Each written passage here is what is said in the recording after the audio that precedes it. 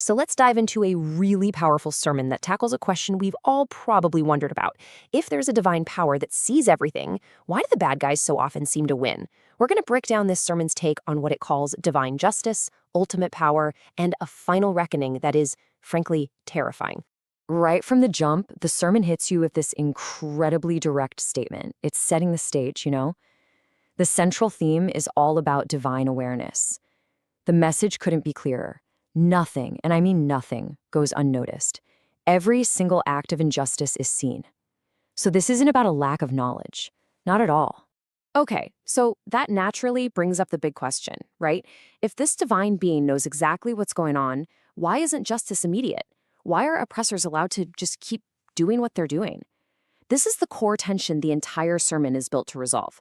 And the sermon's answer, it all hinges on this one key idea, respite, or in the original, mohalet. This totally reframes the problem. See, the delay isn't a sign of weakness or that nobody cares. The source presents it as something deliberate, a temporary, calculated postponement of judgment, a waiting period. So what happens when this period of respite is over? Well, this is where the sermon shifts gears. It goes from this kind of philosophical idea to painting an incredibly vivid picture of what it calls the day of reckoning. And honestly, it's pretty terrifying. The description starts with this really stark gut punch of an image. It's all about conveying pure, unadulterated shock and horror. You know the kind of terror that just freezes you right where you stand, where all you can do is stare while everything falls apart? And then the scene just explodes with chaotic movement. Picture it.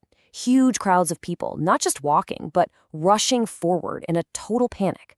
Their heads are raised up, but not with pride. It's like they can't look away from whatever's happening. It's an image of a complete and total loss of control.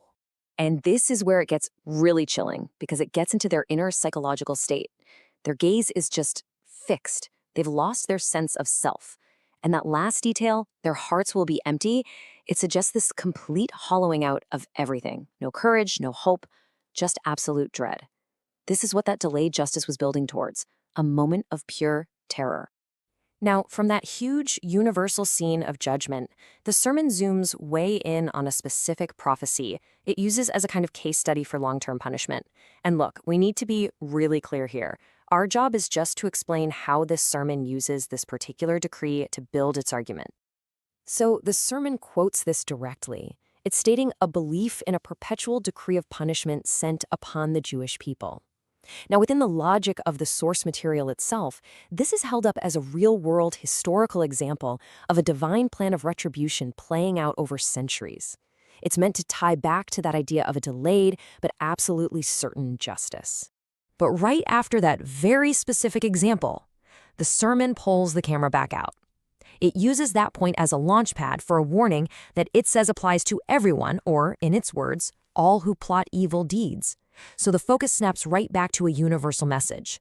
And what's wild here is the contrast. As opposed to some long-term plan, this part of the sermon stresses that punishment can be shockingly sudden.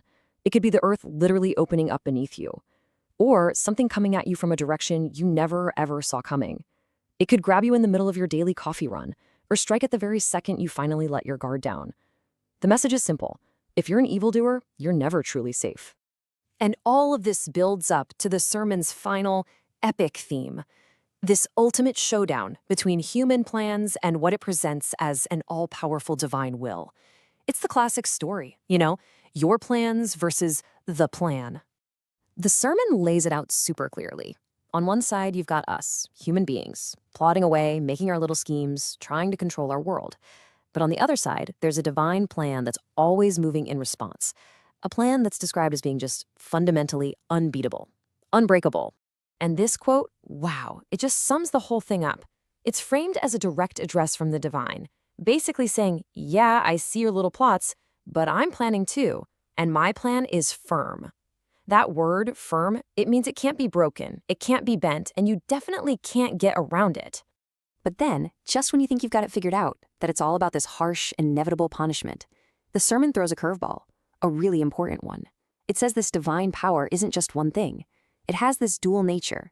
Yes, it's quick in punishment, but at the exact same time, it is also forgiving and merciful. This adds this whole other layer of complexity to the idea of justice. And that's where we're left. We end up with the same core question that the sermon makes you ask.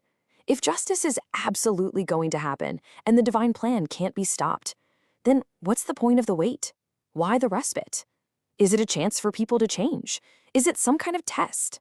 The sermon lays out the whole framework, but it leaves that ultimate question for us to think about.